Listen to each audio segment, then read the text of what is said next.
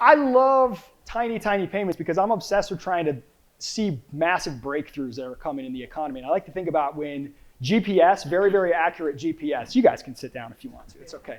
Very accurate GPS was possible on phones. It took a while, but you saw massive breakthroughs, entire industries launched, like Uber, Lyft, right? All of the delivery apps, anything location-based. Because of that one technological thing, it wasn't possible before, then it was possible. All these industries have been built. I see very tiny payments like that. So how many of you have made a payment on the internet for less than $1? Raise your hand. Kind of cheating because you all got hand cash earlier. How about less than 25 cents?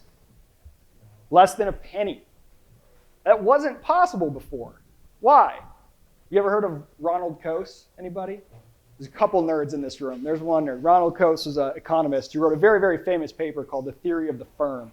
And basically the theory of the firm is like, why do we group some economic activities together in large chunks, like hiring somebody at an annual salary, and other activities we pay for in small units on an ongoing basis? Why do we group together and form firms instead of every individual just interacting on a contraction, as an individual contractor? Because transaction costs exist. So every time you make that transaction, I've written some books on like Amazon and stuff. Don't worry, they're not bestsellers. I'm just using this as an example. I get like little tiny royalty payments, right, whenever somebody buys one of these books. And every month or so, I see in my checking account like $12 from Amazon, from all of these little royalties. And what Amazon has to do is wait till the end of every month, put together this one transaction, send it to me. I'm waiting 5 days or whatever for it to clear. This is kind of annoying. I mean, if you've run payroll before, if you've done any kind of invoicing, you know this, right? So they can't pay me instantly every time someone buys that book because the few pennies I'm going to get are just not worth it. The cost of that transaction exceeds the value. Markets exist in absolutely everything, in every part of our lives, in every activity, but many times those markets are not money priced. So you are exchanging time or attention, and there's no money price on it. Like, what is the cost to you of reading a tweet? I don't know, but there is a cost. There is an equilibrium. There is supply and demand. Micropayments allow us to extend the money-priced transactions down to the furthest extent of the market. And what that does is it makes them more efficient. You can do all kinds of interesting things. Like if I was getting streaming payments for my book royalties, what if I could take those and I could say, I'm going to sell these. I'm going to sell this revenue stream. Or I'm going to sell 50% of it to somebody else. And what if no lawyers had to be involved in that? If I could package that up and it's all baked in, right? When you tie data, making it as easy for a bit of information to move, making a bit of money price to move, that simple, when you start to think about the breakthroughs that are possible, that's what gets me excited. And that's why I'm excited to moderate this panel with people who are working in the payments industry and who are building some of the things that I think will lead the future, the breakthroughs that have only been possible since about 2009 or so, and most people still don't know it. Most people still don't know that you can do instant transactions for hundredths of a penny or thousandths of a penny. This is still like a huge secret, which is what excites me. So without further ado, I'm going to jump into the panel, and I'm not going to do lengthy introductions of everybody. I want to get right into the meat of it. So I'm just going to briefly, as I ask a question, introduce or reintroduce in some cases who we're talking with here. So I'm going to start off with Brandon, hand cash engineer, who talked to you earlier. Brandon, I want to know when you got started with hand cash, or even just in the crypto industry or blockchain industry, I don't know if you were doing something else previously before hand cash. What did you expect the main use case to be of your users? And then what have you actually seen that it is? And is there a difference there? Yeah. Are you surprised? I would say my personal journey kind of starts out with a lot of people have had. I kind of came for the speculation and I stayed for the utility. I was fortunate to get into crypto a little early on, and then I was in college and I had a lot of money for a college kid, and I thought that was really cool. But then I'm like, okay, how do I use this? How do I spend it at the bar? How do I buy stuff with it? So it really was just about retail payments for me at first. And then later on I realized like micropayments could be such a huge thing. And do you, with hand cash, have you seen things that people love or ways that people use it that came as a surprise to you from your users? Or features that they love that you wouldn't have expected? Yeah, the obvious one is Haste Arcade. As Joe just presented, is we had no idea, we didn't think of instant leaderboard payouts. So it's just this idea of what's the unseen consequences of the current state of online payments, and what kind of like economic activity has yet to be created. Yeah, that is amazing. That idea of owning a percentage of a revenue stream of something very small. I think instantly about developers creating like APIs or things, for example, and being able to get paid a few pennies every time somebody hits that API, and then saying, hey, I've done this 100 times and I have a portfolio of these payments that are streaming to me, and maybe I can sell. Like, it blows your mind. You're going from 0 to 1 really quickly. It's like, yes. Before, it was so hard to earn your first 25 cents on the internet. Like here, like the barrier is so low to earn your first penny. It's incredible. And hand cash is amazing at that. I have my kids are all on hand cash. Nice. And I make them pick NFL games so that I can take their money. Although they beat me too. They beat me often. When you're a Detroit Lions fan and your emotions get involved, you lose a lot of money. 10-cent increments though, that's what's great. It keeps my pain level lower. Marshall, who's the CEO of Iona, which you have like over 20 years in the payments industry, you have tons of patents. You've helped process billions of dollars for thousands of companies. So being in payments for so long, when you saw blockchain come on the scene, like, was this something that you immediately saw as, oh, this is going to change the game for what I'm doing? Or were you skeptical? Like, what made you take that leap? I am by nature a skeptic. So when I first heard of blockchain, I was definitely taking a look at it with a fresh set of eyes, trying to understand it. But the first line of the Bitcoin white paper mentions those trusted third parties. Kurt referred to them as a Visa node. That was me. I was part of the problem. It didn't take me 20 years to figure out that it was a problem, though, that payments was fundamentally broken. But that is, you could call it in the blockchain analogy, a layer 3. You have payments. Below that, you have banks. All payments, if you aren't aware, actually are processed by a bank within all the existing legacy rails. They're fundamentally just ACH payments with an authorization sitting on top from a Visa network or a MasterCard network, et cetera. So we have these ACH rails, it's bank to bank. We have layers on top of that, what I call layer 3. What's the layer 1? The layer 1 is the money system, the fiat money system.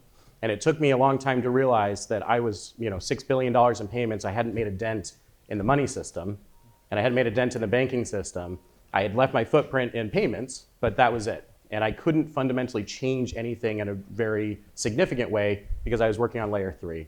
So when I discovered blockchain and started working on how to solve some of the big payment problems, I realized that you had to start at the money level. You have to start in that layer 1.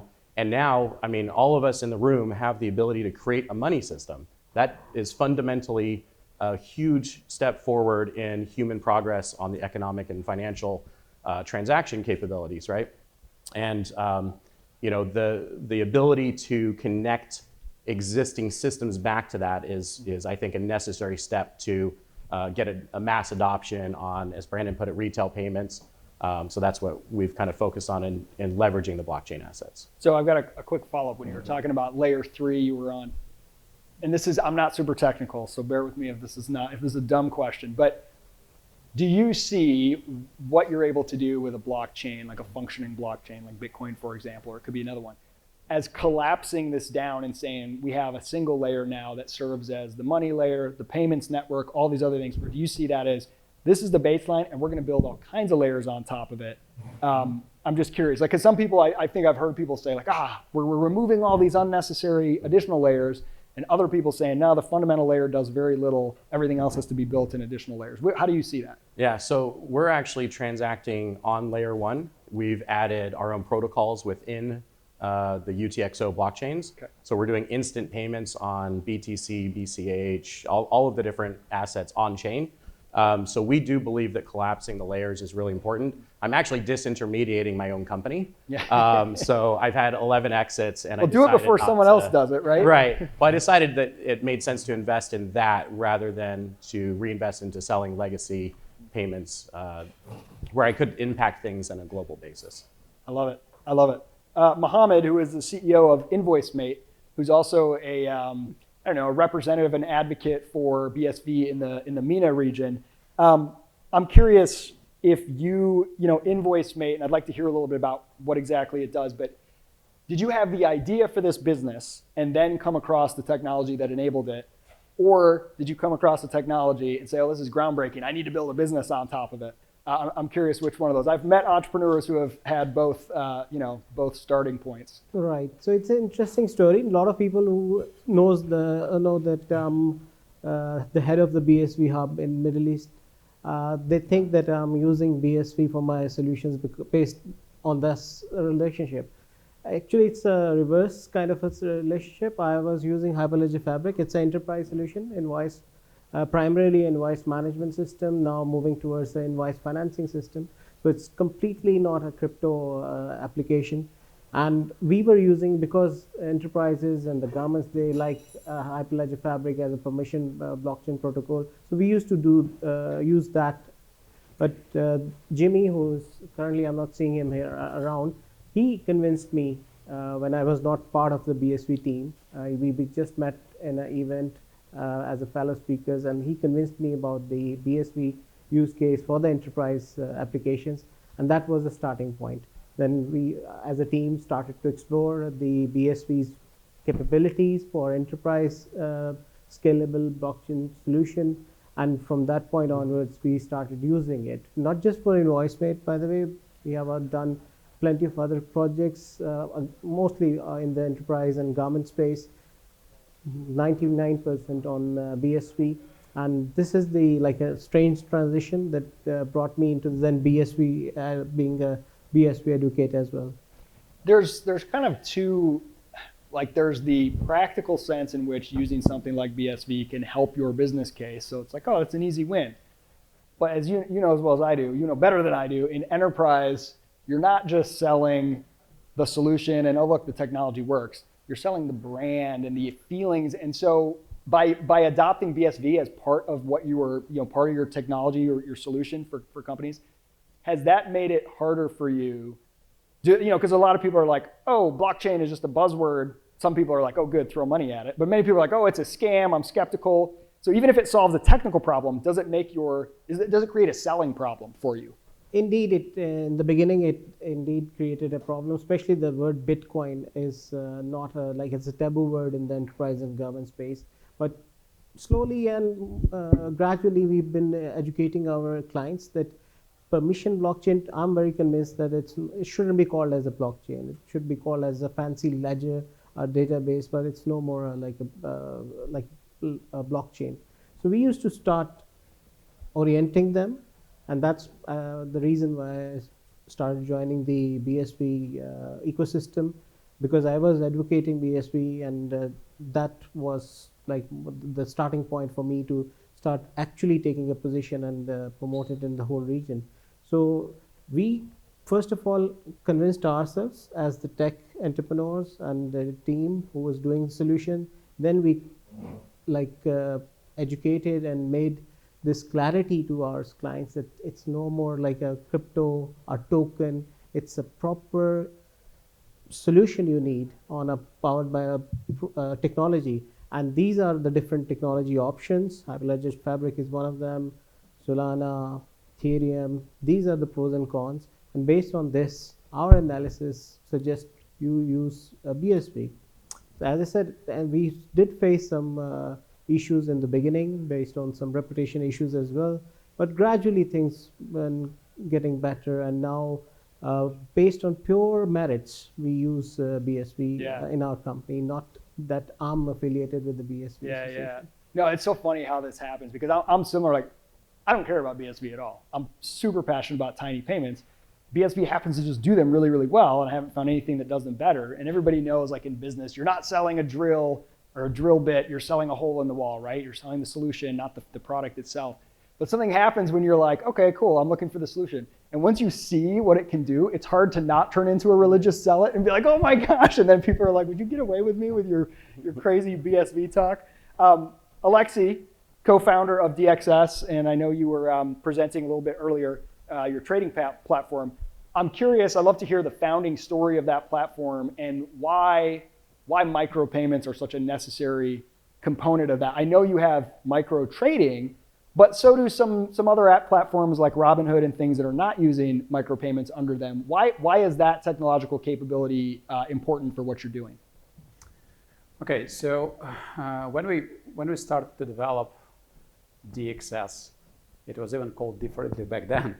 So we wanted to be transparent and auditable, so everything is like accessible to the customers, to the users, and so that's why we decided to do it on chain. And secondly, we wanted it to be scalable. That was another the second factor, and that's how we selected BSV, because it provided both, like transferability and or transparency is the right word, and scalability. So, and then I like why we came to the idea of micro trading. I think we when we started to look at the different applications already built on BSV, we came by Twitch. It's like a social media where you put the like and you instantly give 1 cent for that like. So I think that's how the idea actually came up. I mean, like, why we don't do the same with the trading, and that will be the way to differentiate ourselves from other competitors who are already up there and very big. I mean, and definitely there is demand there, because there are people who don't have substantial funds to risk for trading, but they still want to, take a flavor of it, so they want to try it. So I think that's how this micro trading idea came up. Yeah, and I love what you said about making it transparent, because as I mentioned, I know some of these other apps advertise, you can buy a fraction of a share in different things. There's a lot of trust involved there. There's a lot of security issues potentially, and I want to get your take on this. I feel like we're still in a spot where most users don't care yet. They're kind of trusting, whatever, it's easy. I don't care if I'm actually sending an IOU or if I'm sending the actual thing, or if my money's actually there, or you're going to reimburse me later or whatever. They don't care about the mechanics. But I'm wondering if that's starting to change. Like when markets start to tank, when you start to get some companies that go under and it turns out it was a house of cards. So do you have any experience with users like valuing the fact that you are running this on a blockchain so that they can not only have the tiny transactions, but that they can actually see that there's it's not custodial, right? Is that something that you see being a valued feature by your users, by people who are trading? I think probably not fully at the moment. That's exactly so. So it's still to be, the understanding. I mean, we have this vision, but I think, many customers don't value it yet that much, but it's still to happen. I think that again, with bear market, with downturn, and with some scams coming up, and people losing their money. I mean, they start to care about that, and then they see the benefit of it. Yeah. It's amazing that convenience security trade-off. It's like there's almost no way to shift people's preferences there without them experiencing something painful, or at least watching somebody else. Yeah, I've definitely started to see people care more about, wait a minute, how's this working? Which I think is a really, really good sign. A bull market is a great time to become really ignorant and sloppy. Marshall, you work with multiple blockchains, correct? Correct. So I'm curious, from your standpoint, do you see a clear winner? If you were going to say, is there going to be one blockchain that's going to be particularly for micropayments at scale that you are betting on, or do you have kind of like a multi-chain approach? What are your thoughts on that? Yeah, so to clarify a little bit, I'm actually looking at micropayments as the war room, so to speak, to prove scalability, speed, and cost efficiency. So in our platform, our average transaction amount is about $65. We go up to about $2,000, and we do see transactions between 500 and 2,000 every day. So why do we care about micropayments? Well, we care about micropayments because there's a large segment of our customer base, millions of wallet holders, who need to be able to make small transactions as well. And it is very, very difficult to do when the cost on chain is very high. And so we can subsidize that for only so long before we go, this is no longer economical for us. Is that how you're solving it on chains like BTC? You're sort of eating that cost, or how does that work? Yeah, kind of. So we don't charge anything on the spread. We don't charge any fees to the user. They do pay the network fees, but you can select your fees on most chains. And we don't need the transaction to actually settle instantly. We actually, obviously that's impossible on most chains. BSV has an advantage, clear advantage there. We've built our own CryptoPay technology that allows us to do on-chain transactions instantly from wallet to wallet. So now we can only do that on certain chains, right? And it is costly for the end user if they want to make a $3 purchase at Chipotle or something, right? Yep. So being able to solve for micropayments means that you have the scalability, the cost efficiency, and the speed that's necessary for payments as a whole. Just a quick example, we launched a beta and we actually exceeded the global limit of transactions for Bitcoin within the first hour. So what does that mean if we had sustained that and gone to an open product, like a publicly available product beyond just the beta? Like what would have happened to us had we done 10 transactions a second for the next year? I don't know the answer to that, but I suspect it would be really bad for us. And we probably wouldn't have actually gotten the funds. Now we did get the funds because it was a short period of time during that beta, but it does bring into question like which chains we want to invest into, because they can support our growth as just one small company in the ecosystem. So are you betting on any particular chain, or are you still sort of keeping your finger on whatever's new? You know, Unbounded Capital was really wise to invite me to this because I knew Good very job, little. Unbounded Capital. Yeah, Zach, great job wherever you went. We actually have BSV integrated already. We didn't have a very clear understanding of like the advantages of it from an economic perspective.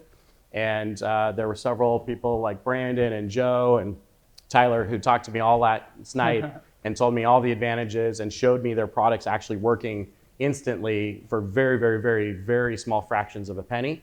And I can see now the advantage of integrating BSV into our applications. And we do have one of our wallet partners, Edge. I'm going to call the CEO tomorrow.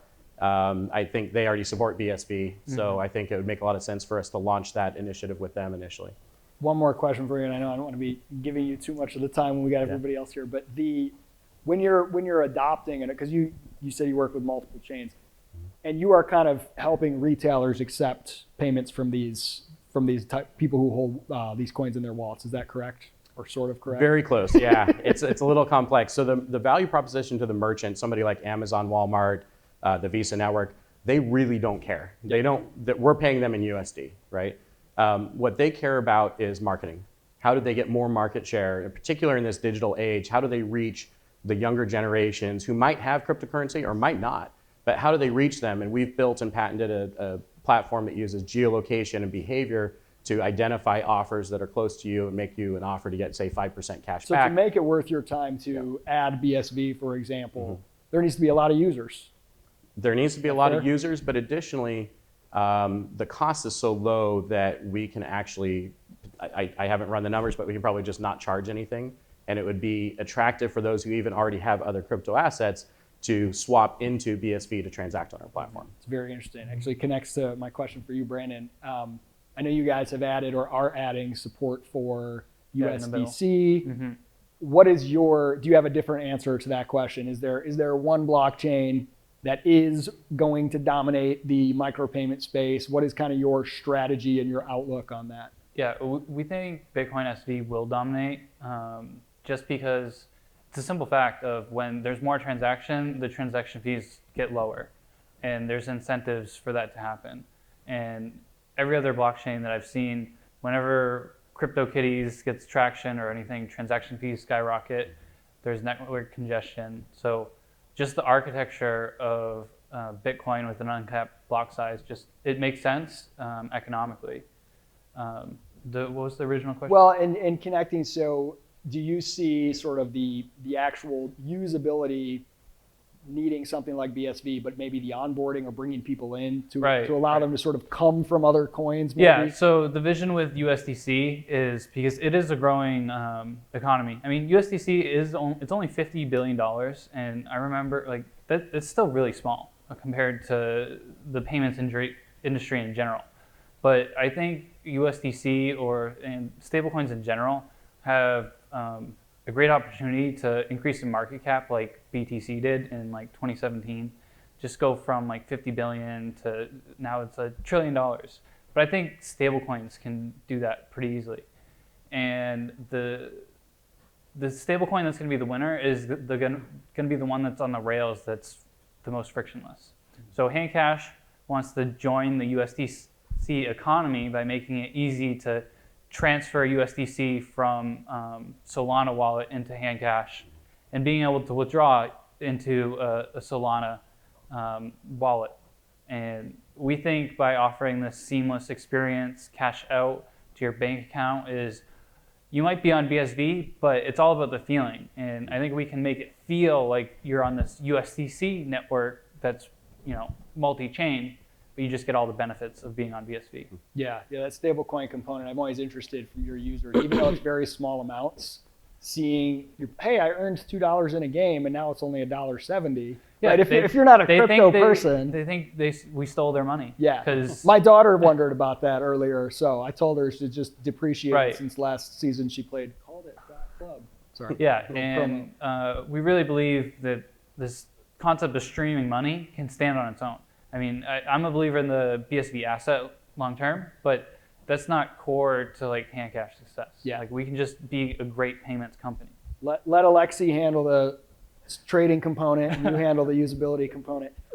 Mohammed, I'm curious, so we've talked primarily up here about B2C use cases, gaming, retail, trading. Have you seen a different approach or different use cases take off in the Middle East or in the MENA region? UAE is a very different type of approach. They always take a different approach, but very progressive one. They started with the adoption of the technology of a blockchain, especially in the government side. I remember they were having 72 implementations by 2021, which is, I think, a total sum is equal to the total sum of the other world implementation on the government level. So, but now in the last 1 year, they are equally going to adopt the payment side of the crypto, and the crypto applications are getting implemented thick and fast. So yes, it is pretty much the same use cases which you just mentioned.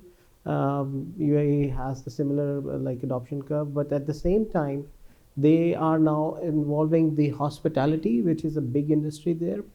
The bigger airline Emirates, they are now going to get payments in the crypto. There was again many of the real estate developers who were taking payments in crypto. So yes, it is happening, and I'm seeing another year for that to be becoming at a mass level. But surely when they decide, when I say they, the rulers or the decision makers in the government, they decide that, okay, let's implement this. There is no bureaucracy there, so it's top down, it happens very fast. So next year I can come up with very many use cases of payments happening in the crypto in UAE. Yeah, I tend to think the massive breakthroughs are probably going to be fueled by some of the most unsexy use cases, right? Yeah. Some of that stuff happening in enterprise behind the scenes that none of us think about, that there's just so many things there that aren't maybe as flashy or interesting to an up and coming entrepreneur. But absolutely, that's the future for the crypto or blockchain. If you are not reaching out and solving the problems of the conventional business, which are 97% of the overall, crypto applications are maybe 2 or 3%. It's a futuristic problem solving. All of the startups are moving into it. There are problems in the conventional businesses. That's why I opted for InvoiceMate, because invoices are happening in every sector: private, public, small, medium, large size organizations. They all involved in the invoicing, invoice processing, invoice payments, invoice financing. So it's a huge ecosystem which was never been tapped before. So this is one use case. I welcome other people to come and explore the conventional world, the real world, where there are many problems you can solve with the blockchain. yeah. Alexi, from my understanding, a lot of your user base is unbanked. Is that correct? Underbanked. Underbanked. I like this word more, because unbanked is, it's someone who usually don't have any cash to spend. So underbanked is someone who has some resources but don't have access to more than banking facilities, who doesn't have credit card, debit card, bank account, maybe so, but still have some cash. Do you see because this is something that I sort of expected a lot more of in the early days of crypto. People conducting all kinds of exchanges and doing all kinds of things outside of the banking system. It seems, at least in the United States, most people, it's very much become connected to the banking system. And you even mentioned for hand cash, hey, this is a big feature our people want. They want to be able to pull their stuff off of hand cash, put it into a bank. Do you see unique use cases that are happening completely outside of banking and they never go back into the banking system, right? That they're just completely sort of off of the original or the pre-existing banking structure, but they're using crypto kind of within its own economy? No, exactly. I think first of all, I mean, like if the proper like casual payments method are adopted, and then I don't see why completely independent payment system, especially in the parts of the world where the traditional banking is not well developed, cannot just continue and grow. So that's definitely will be happening. Yeah. I'm curious. I've heard people mention this to me when I've gotten really hyped up about micropayments. People have said there's sort of a limit to the human brain that and this would apply mostly to B2C or any use case where humans are the ones making the transactions. If it was maybe automated with data, but they're like, once you get below $1, humans don't really know how to work with numbers that small. And so paying a tenth of a penny to turn a page in a Kindle book is just kind of a stupid business model. That one actually does sound stupid to me personally. But hey, it's just easier to pay $10 a month to have my audiobooks unlimited than to pay per minute or whatever. What are your thoughts? Anyone who has an opinion on this, I'll take a couple answers on what, is the reason that micropayment-based business models haven't emerged, is it not just because of the tech? Is it because they're just bad business models and humans don't operate that way? Is there some limit to what you can do with tiny payments? Yeah, I do think there's some limit because there is like a cognitive load when you're confronted with the payment and you have to decide am I going to make this payment or not? And it doesn't really matter if it's 10 cents or 1 cent. So that's definitely something these new business models have to take into effect. But something like Spotify or Audible, there's so many streaming services now, and it's so disjoint. And if you want to watch Game of Thrones, am I gonna I just want Game of Thrones. I don't want the HBO subscription. When everything's so fragmented, micro payments just make sense, I think. There's also a possibility of the front end maybe isn't micro. Maybe I want to pay $10 a month for Spotify, but the back end, the way artists are getting paid out, maybe is streaming and something like that. Yeah, and it'll just overall lead to better, more efficient businesses because the power users on Spotify are really getting a good deal. If you're listening to Spotify 24/7, you're paying $10. That's awesome. Yeah. But then you just make suckers out of someone who listens to a casual podcast or something. And I think there's a lot of money being left on the table for people that are then they're inconvenienced with ads if you don't want to pay. So I'm really excited for micropayments to really disrupt online advertising and things like that. You're kind of talking about a denomination challenge, right? Yeah. So the US dollar can only be broken down to a penny, and that is fundamentally a problem when you're trying to accomplish some of these things we've been talking about. And so these other blockchain assets like BSV can solve for that. I do think that the denominations become kind of insane. I live on crypto today, and often I just ignore the non-USD equivalent that I'm paying, because if I'm paying in Bitcoin, for example, I don't know, when I see this number with a bunch of zeros, mentally, I'm I don't know, but I know how much I'm paying the merchant, right? And so, there are things that have been done in the legacy payment systems to already solve for this. So think about if you get points at American Eagle, for example. I think it's 2,500 points is equal to $10, right? So they already have a way to redenominate in a way that humans can understand. 2,500 points is something I can grasp. And there's a problem, though, in that there's not a real value associated with it. And so there is an opportunity, I think, to bring some of that solution set into some of these solutions so you can understand your balances, how much you got in that transaction, how much you're paying, in a way that we can work with the number, but still have a very clear value associated with it. Yeah, it is very interesting that all of these different functions of money theoretically can all be accomplished by something like Bitcoin, but the unit of account component as long as most people are counting in dollars and you get all these zeros, it gets weird. I know Hand Cash kind of experimented with like duros, Yeah. like a different denomination that was easier to you. Yeah, we tried to make basically change the unit account of Hand Cash to Duro, which is like 2,000 Satoshis. It was a failed experiment, but we were just trying to solve the volatility problem. Yeah. Because, you know, like your daughter, she thought we stole her money, but it really just went down in value in USD. So She didn't blame you, by the way. She blamed me. So.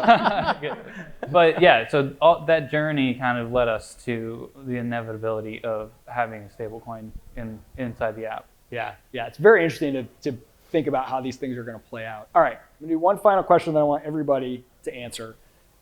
I'm curious if you can tell me one use case, one business model, one application around tiny payments that is not the business that you're currently in that gets you the most excited. If you think about the next decade, what's a use case for micropayments or nano payments that you get really excited about? So if you're ready, Mohammed, we can start with you. If you're not ready, you can defer. Yeah, I'll defer. No, I can give one. I actually think micropayments are very, very big in gaming, so Ice Arcade. Yeah, I'm gonna cheat. I'm gonna give two. It's very telling when I don't play many mobile games these days, but if you go onto like the Play Store, Apple Store, the top 10 app, just download a game, and it's incredible. Like you can't even play for 10 seconds without being hit with an advertisement. It's like, I can't believe anybody plays. Do you know how many versions of Scrabble I had to try to download just to play the original Scrabble without having them be like, buy a power up? You know, I'm like, I don't want a power up. It's Scrabble. Yeah, I wanted like a poker app that I could just play, and I couldn't find one that I'm not hit with ads.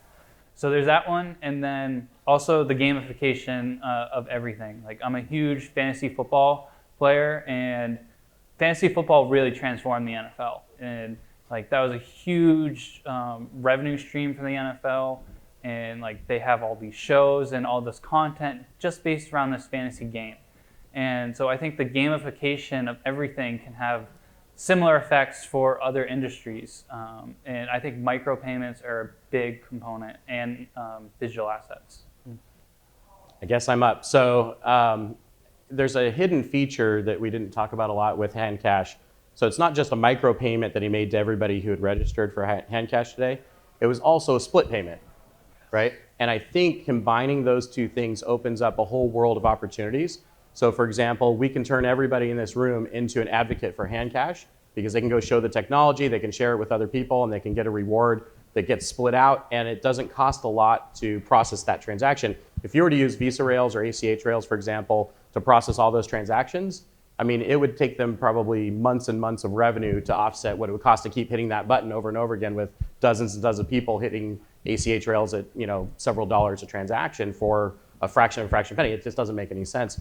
So I think micropayments combined with split payments and this blockchain capability of tracking and attributing by associating wallets together for the transaction has the capacity to really incentivize any industry and turn their fan base into their marketing teams. Yeah, I have one thing to add, and it kind of leads into the next presentation, and I think it'll really excite you. So the token technology we're using, tokenized, makes it really easy to do these atomic swaps with like multiple parties in it. So you could imagine if I want to pay BSV and you only want to accept USD, there could be a third party in this transaction that's doing the actual conversion, but it's all in one atomic transaction.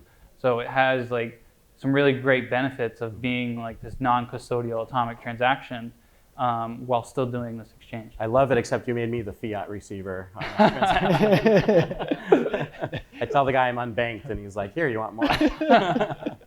Mohammed? Yeah, incentivizing the behavior, because if we all get tickets, I just give you an example, we all get tickets for, we get penalized for any violation, but governments don't incentivize the good behavior on road or as a citizen. And similarly, for any other behavior incentivization, this can be a very good use case. That's really interesting. I've never thought of that because you think about like you've seen those Geico commercials or whatever, like get rewarded for good driving, but it's all opaque, right? You're like, I guess I'm getting a better rate. But if you had like a little meter that was like, hey, it's now been 10,000 miles without an incident, boop, here's $5 right now in your account. Like it's some interesting. There's an app. I think it's on Handcash. I could be wrong. It's called Hona. And it's kind of the idea, again, it's very early, but the idea is personal commitments. Have anybody ever done one of those like step challenges where you wear a pedometer and you're trying to like see who can take the most steps in a week or something like that? Things like that where you make a commitment and you can like escrow money, either your own or other people's, and then as you make that commitment, you get these like payments come out. There's all kinds of really interesting things around that behavior. I want to wrap this up by just saying, do we want to take a few minutes for questions? No? Okay, cool. Good. You can ask me questions afterwards, but or any of our panelists, not me. I don't know very much about this, but just curious. But I want to, on that note, like, I highly encourage everybody in here. I could be wrong about this thesis that this is a massive breakthrough, the ability to make payments to such small denominations. But in the chance that it is a massive breakthrough, and I think it is, experiment and tinker. Like, be curious. The ecosystem is shockingly still small. Like, it still blows me away how few people are building real things here, primarily because basically none of the technologies can handle it. I have experimented, as I said, I don't care about BSV, I care about tiny payments. And I've built a handful of tiny payment apps as experiments. I've used almost all of them. I've created videos on competitors to YouTube where you can charge $1, and that dollar when someone pays is instantly split between all of the guests that I had, between the person who made the, edited the video. Like, then you can take that stream and you can tokenize it and say, I'm going to sell a token, that any holder of the token gets a percentage of that payment automatically. The things you can do are so cool. Almost no one knows it. So go out there and experiment with some of these apps. Get Handcash, see what apps they have. Go look at all get Twetch, there's a couple dozen right now, and there's probably more. The Unbounded people can probably give you a list. I'm sure they have a list somewhere, and if they don't, they will. But try it, like play around, because that's where you get that light bulb, and you may start to see ways in which, like as I said, I've built companies in totally unrelated industries, but I already see where these potentially converge in some really interesting ways, like all of the things around the marketing and affiliate marketing landscape, totally going to be changed by this. Tonic Pow is an app you should check out that's on the forefront of this. And hardly anyone knows it, again, because they're kind of relegated to these coins that have religious followings and that are based on hype and Twitter and whatever. When that stuff goes away, there's going to be some real economic activity that's left behind. And I think, to me, the real tangible thing that doesn't require anything new to be invented that hasn't already been invented, nothing new needs to be solved that hasn't already been solved, that's micropayments and nanopayments. So I couldn't be more bullish on it. Thanks to all of our panelists and Unbounded. Appreciate it.